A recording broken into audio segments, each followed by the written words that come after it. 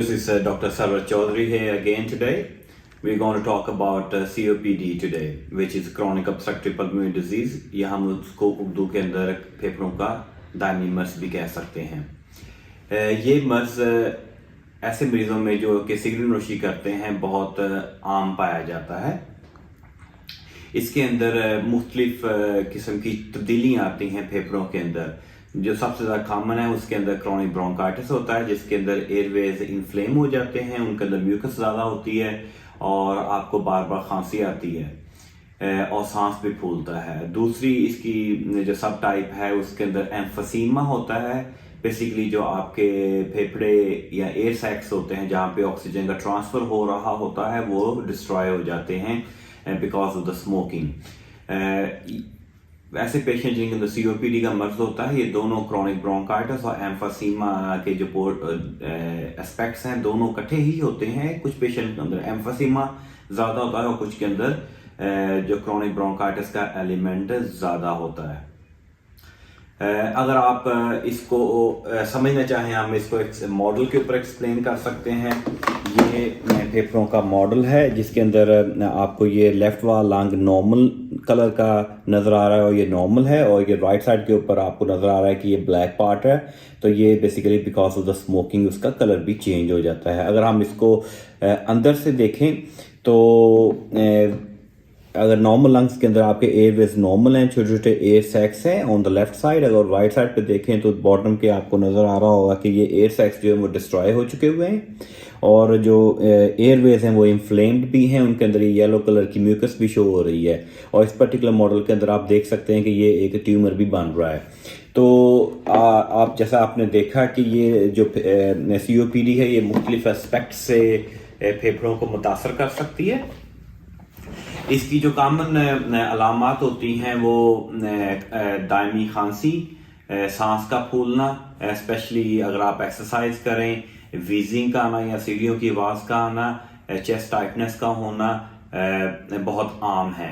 इसके अलावा इसमें वक्तन फ़वक्तन एक्यूट अटैक्स भी होते हैं जिसको हम फेफड़ों का दौरा कह सकते हैं या एक्यूट एक्सेसिबेशन और लंग अटैक्स, जिसके अंदर इन्फेक्शन की वजह से आपकी जो अलामात होती हैं बहुत ज़्यादा हो जाती हैं, ऑक्सीजन लेवल कम हो जाता है और कार्बन डाइऑक्साइड जिस्म के अंदर ज़्यादा हो जाता है और कुछ मरीज़ों को हॉस्पिटल दाखिले की ज़रूरत भी पड़ती है। ये वही कंडीशन जिसके अंदर कुछ पेशेंट्स की मौत भी वाक़या हो सकती है। अगर हम बात करें इसके कॉजेज़ की, तो सिगरेट नोशी सबसे मेजर रीज़न है, चाहे वो सिगरेट की सूरत में हो, हुक्के की सूरत में हो, शीशे की सूरत में हो, या इवन जो न्यू ट्रेंड्स हैं, वेपिंग डिवाइसेस हैं या ई सिगरेट्स हैं, वो सब इसको कर सकते हैं। कुछ पेशेंट्स के अंदर जेनेटिकली भी हो सकता है और बहुत थोड़े लोगों के अंदर जो क्रॉनिक स्मोक है नॉन सिगरेट रिलेटेड, जैसे कि देहातों के अंदर लोग खाना पकाते थे बंद कमरों के अंदर, उस धुएं की वजह से भी COPD हो सकती है। इसकी तशखीस की बात करें तो हमें इसके लिए 2 तरह के टेस्ट करने पड़ते हैं अलामात के अलावा, जिसके अंदर आपके इमेजिंग है, ये टेस्ट हैं, चेस्ट एक्सरे है या CT स्कैन है। लेकिन मोर इम्पोर्टेंटली हम इसके अंदर सांस का टेस्ट या breathing test, pulmonary function test या स्पायरोमेट्री की ज़रूरत पड़ती है।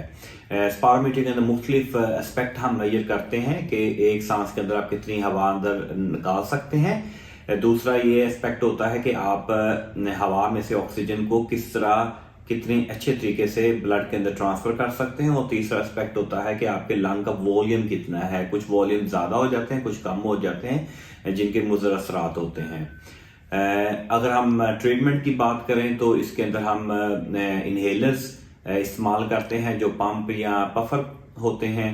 ये 2 तरह के होते हैं, एक रिलीवर्स होते हैं और दूसरे प्रिवेंटर्स होते हैं। प्रिवेंटर्स हम ये लॉन्ग टर्म इस्तेमाल करते हैं, इससे आपकी जो इन्फ्लेमेशन होती है वो कम होती है, स्पैज़म या उसकी नालियों में कड़ाव कम होता है और सांस आने में आसानी होती है। अगर किसी पेशेंट को बहुत ज़्यादा सांस का मसला हो तो हम उसमें रिलीवर इस्तेमाल करते हैं जैसा कि वेंट्रोलिन। और प्रिवेंटर तो बहुत सारे आजकल मार्केट के अंदर मौजूद हैं। इसके अलावा अगर किसी को एक्यूट फ्लेयर अप हो तो हम उसमें एंटीबायोटिक्स और स्टीरॉयड का कोर्स भी करवाना पड़ता है।